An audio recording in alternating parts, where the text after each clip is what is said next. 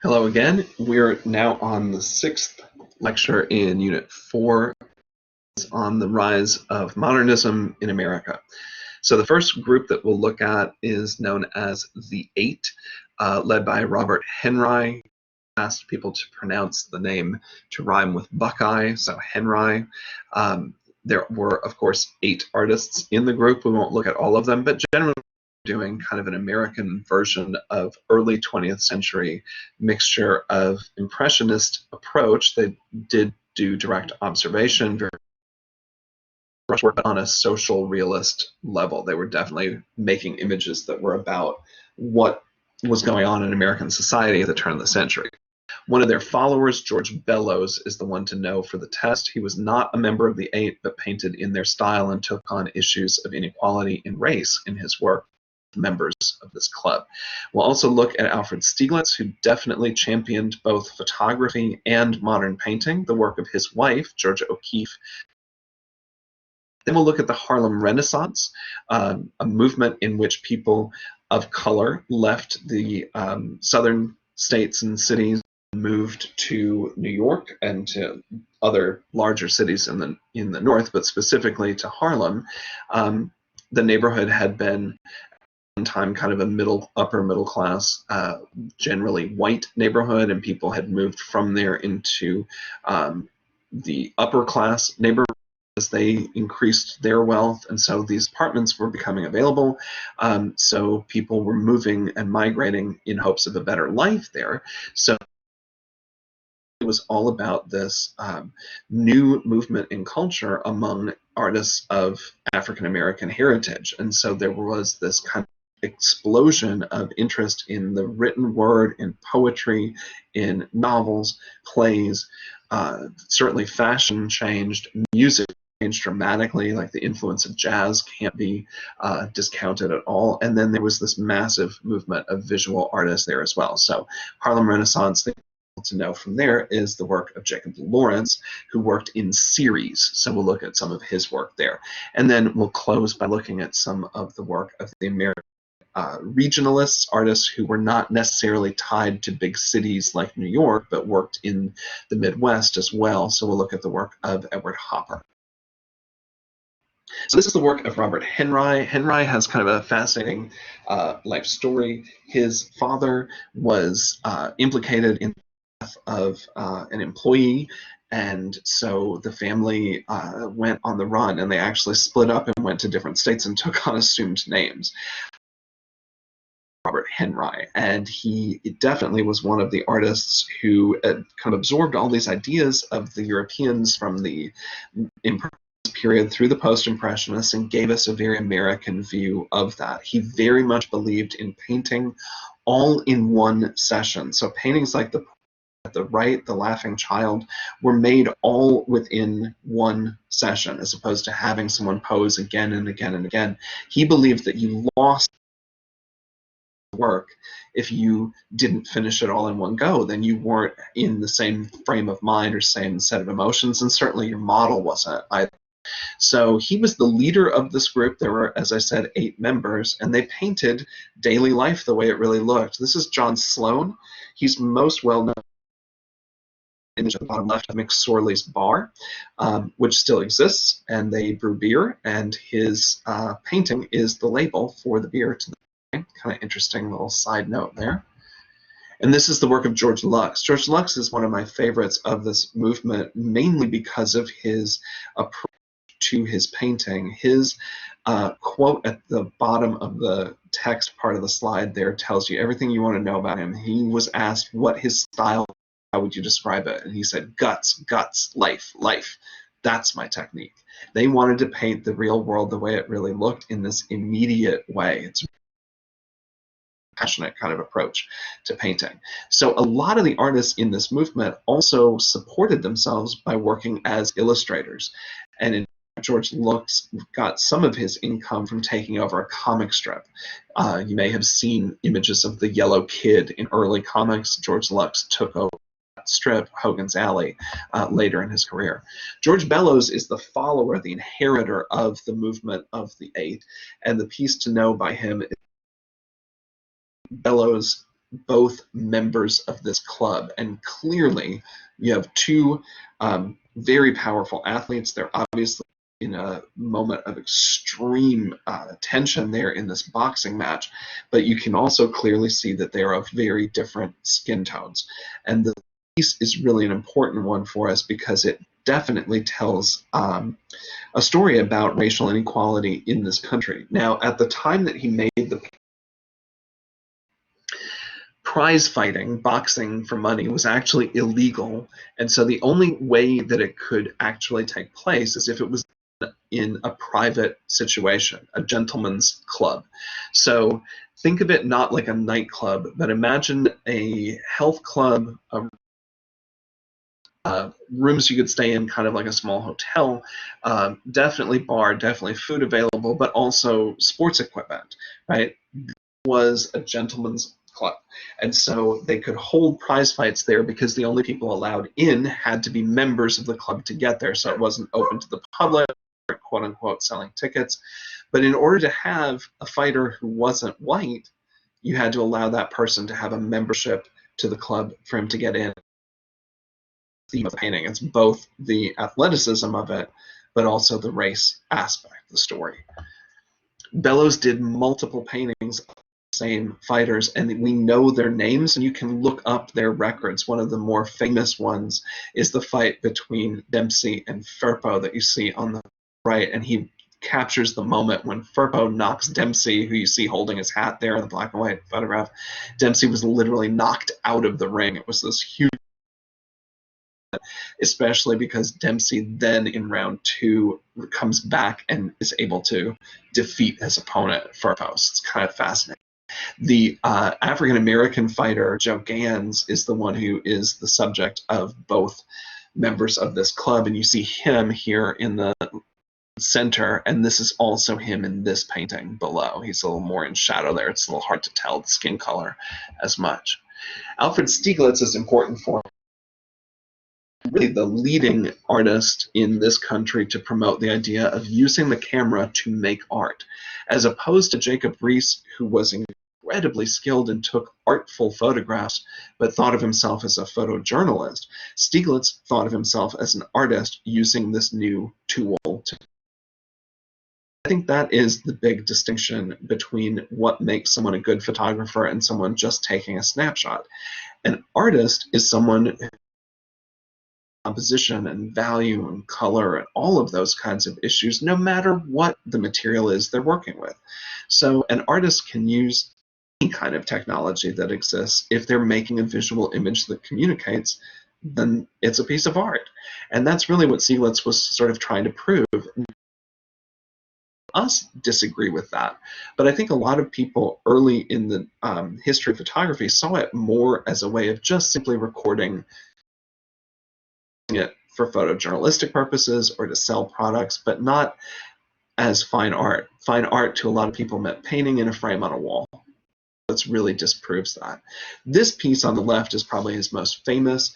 The steerage shows literally upper and lower class passengers and to upper and lower decks, and separated by that gangplank with the chain. My favorite and least favorite part of it at the same time is the looking down, obviously well-dressed, obviously fashionable, almost looking at the poorer people the way we look at animals in a zoo setting. Really is a piece that speaks volumes about inequality. He also uses the camera to create effects similar to what Caillebotte was doing in the Impressionism and painting under different circumstances, like here we're in the rain, right? You can see people with umbrellas, you can see the water on the street. He was people to figure out how to use the camera to capture images in rain, in fog, and at night.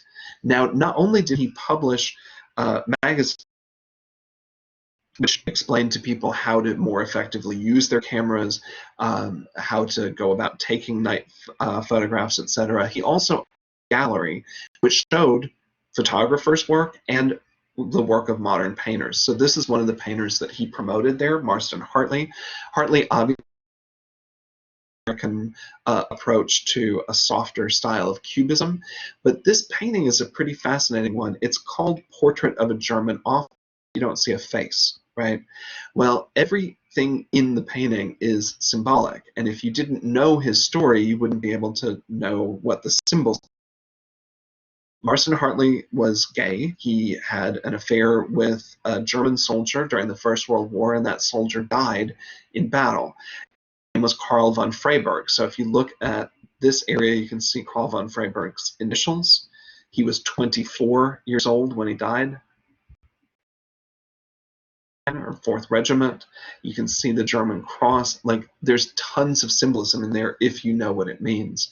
But the interesting thing about this is that in order to make a painting that was emotionally honest for himself, Hartley had to hide some of his story through these symbols. This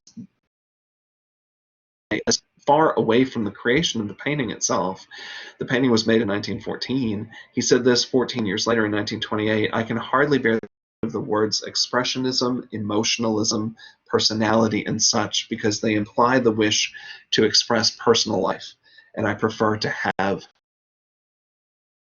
It is kind of fascinating to think about artists having to hide aspects of who they are. In our culture, we're much accepting of the differences between one another. In the 1920s, not so much. This is the work of Arthur Dove, another one of the artists who was definitely promoted. He was one of the most sought after artists by people who were collecting new modern painting. These are non-objective abstractions, but they're abstractions that connect to light and to sound. Obviously, the image of the moon is an emotionalized version of feel like. The image at the bottom is meant to evoke the sound of jazz music. It's a tribute to Louis Armstrong. So it's kind of a fascinating way of music through shape and color. He was an artist who was collected by one of his first big patrons, Duncan Phillips. Phillips was a collector of modern art, and in fact, his collection is the basis in one of his former homes. The Phillips Gallery in Washington, D.C. has the most remarkable American modern paintings that you can see in the world. This is the work of Stieglitz on the left and his wife, Georgia O'Keeffe, on the right. As there is to say about their relationship not being perfect, look at how in sync they were at the beginning stages of that relationship. Photograph, her painting, feel like they're the same aesthetic. My favorite aspect of her painting, though, is over here, this bright neon red signage, left-hand edge there. If you zoom in on it, that section, and I know this is kind of a bad scan, but it doesn't really show up with high-res photos for some reason. That's a photo I took from a textbook, but if you zoom in on it, you can see his name is scratched into that red, putting yellow down, then painting red on top and scratching through. We call that sgraffito. She's scratched in his name as if his name is what's the neon bars that are creating that red light. He photographed her quite frequently as a model, and obviously focuses on her hand. Clearly her hands would be important, but she was also quite an athlete, and she did pose nude for him in images such as this. So he definitely older than she was. He was married when they met. They began an affair. They eventually became married. She was not him as a husband in every respect. He did step out on her as well. So she ends up staying married to him, but living New York, but she moves to New Mexico. And for the rest of their married life, which was a very complicated love story, but for the rest of their married life, he in his New York gallery once a year, every year until he died, even when things were kind of tense between them. She became really well known for these large collections of flowers. The one to know for the test is the one to the left there, Jack in the Pulpit, number 4 from 1930. She in with the surrealists in some respects because she has taken the real world and changed it somewhat. But I really prefer to think of her as having her own separate, unique style. The Harlem Renaissance is documented for us in photography, particularly in the. And you can see that Harlem was not like a hotbed of gang activity. This was people who were moving to Harlem to better their lives. people who were increasingly people of wealth and people of style and people who were beginning to express attitude toward what it meant to be modern American from an African American point of view. The couple in the raccoon coats are absolutely dripping and trend for sure, and you can see that in the work really clearly. The artists are equally being allowed to pursue their own style, and there is no single style that is true for every artist of the Harlem Renaissance. It's really more of an opportunity for his or her own way. Aaron Douglas was known for these layered silhouettes. In fact, these paintings begin to allow you to almost read any person of African heritage into those bodies because there's no specific face painted there. He did lots of images about the history of Americans being taken from Africa, sold into slavery, and then rising out of that. So they're really quite remarkable. There's several murals, and there's at least one Aaron Douglas painting in North Carolina at one of the colleges in Greensboro, Bennett College, I believe. Earl Motley is a great example of how the artists of this movement became more and more free. The image on the left is by him, so is the one on the right. The one on the left is much more realistic, more detailed. As he loosened his style up and started expressing the nightlife of Harlem, these people dressed in contemporary fashion on their way to a nightclub, the Jockey Club, which is decorated with images of people riding horses at the door. Pretty cool. J. Lawrence is sort of the last person trained in that Harlem Renaissance movement. Now, one of the things that happened in the Harlem Renaissance that was a series of exhibitions, competitions were held. The winning artists were given scholarships, essentially, specifically to go to Europe to train and to make artwork. And so the Barnes Foundation, which was set up by a white philanthropist who was also in the real estate business, the Barnes Foundation held enormous number of these exhibitions published about how African American artists were helped by this because some of them had whatever jobs they could get, like working as janitors, for instance. And so there's a famous story, the headline was painter exchanges mop for paintbrush, which story, I think. The idea very much was that people were making a new art on their own terms, out of their own unique. Lawrence celebrates in his work. These are all paintings from different series, and so he did paintings that would tell, kind of like the painting cycles that previously, would tell someone's life story in a sequence of major events. So at the top left, you have Toussaint Louverture. The next one is from abolitionist John Brown at the top, and then the images at the far right there are from this life story of the hero of the Underground Railroad, Harriet Tubman. Her name just escaped my mind for a moment. Harriet Tubman's life story has several key, as being struck in the head with a lead pipe by an overseer as a slave. That's what you see here.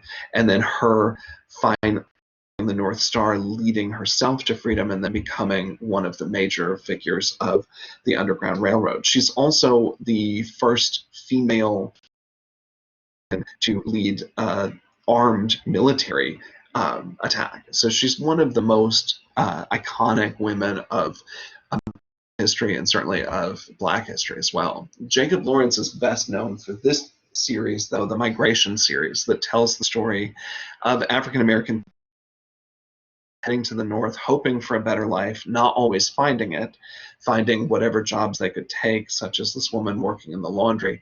But perhaps the poignant one, the title is really, really long. They also found discrimination in the North, although it was much different from that which they had known in the South, with a separation between white patrons and patrons of color. So his work is simple in the way that but it's incredibly emotional and deep in the story that it's telling. And I think that's why his abstraction works so well, because instead of being a specific and a specific African American person. The kind of neutrality of those faces lets us read almost anyone we know into those and imagine how we would behave or how we would feel if we were in a circumstance similar to that. Coming out of the early century, we have a couple of major events that start to change things. Obviously, the First World War is a major world that changes America's place on the world stage, but it's followed rather quickly by the stock market crash and the Great Depression, in which people lost their mortgages, people lost their farms, there was great poverty and stress throughout the country. As a result of the Great Depression, the government set up relief agencies, some of which were very specific toward helping people find work. The Works Progress Administration, for instance, helped build the highway system and the hydroelectric dams in this country. But also, the Works Progress Administration had a wing for the federal art for artists. My grandfather, for example, was paid to make murals in Wisconsin, and that's what kept his family alive. He wouldn't have been able to find work otherwise. So the Great Depression did have one oddly important aspect from the point of view of the artist with an opportunity to make work on a public level. And so that's the case for Thomas Hart Benton. Thomas Hart Benton was one of the artists the WPA, Works Progress Administration era. He also worked alongside the artists who were invited to this country to do Diego Rivera, who we talked about in reference to Frida Kahlo in the work of the Surrealists.